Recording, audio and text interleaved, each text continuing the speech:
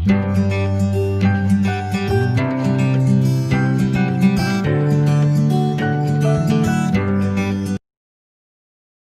दर्शकों, आप हमारे चैनल डॉक्टर धर्मानंद एस्ट्रोलॉजी को लाल बटन दबाकर सब्सक्राइब करें और बेल आइकन दबाएं ताकि हमारे सभी कार्यक्रम ज्योतिष और अध्यात्म से संबंधित ज्ञान आप तक आसानी से पहुंचे।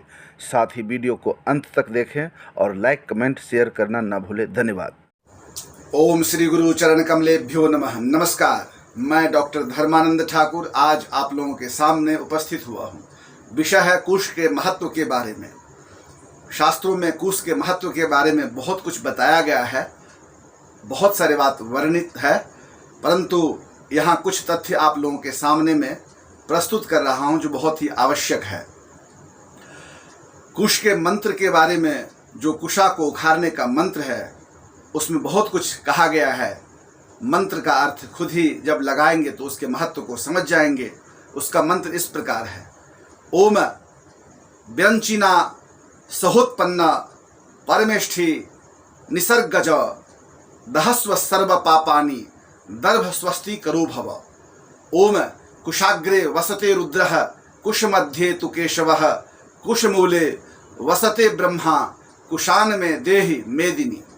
ओम कुशोषि कुशपुत्रोषि ब्रह्मणा निर्मितः पुरा देवपितृ हितार्थाय कुश मुत्पाट्याम्यहम्। तो इस मंत्र का अर्थ लगाएंगे तो बताया गया है कि कुश के अंदर अग्रभाग में भगवान रुद्र, मध्य में भगवान विष्णु और मूल में ब्रह्मा का निवास कहा गया है।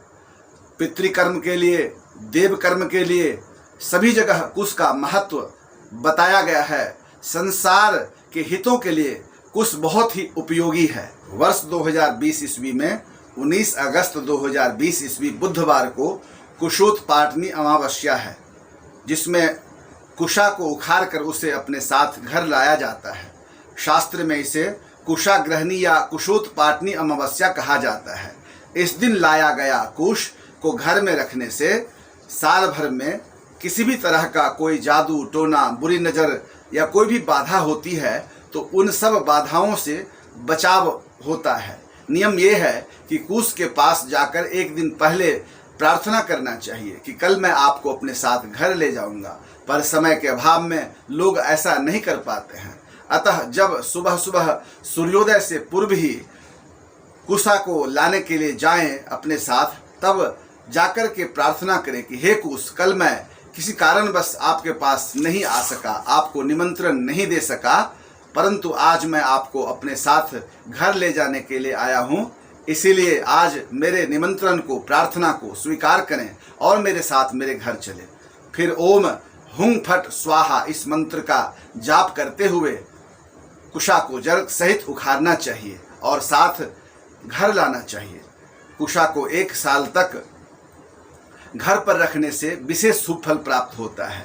सभी पूजा पाठ में कुश की आवश्यकता होती है। कहा गया है, पूजा काले सर्वदैव कुश हस्तो भवेत् शुचि कुशेन रहिता पूजा विफला कथिता मया।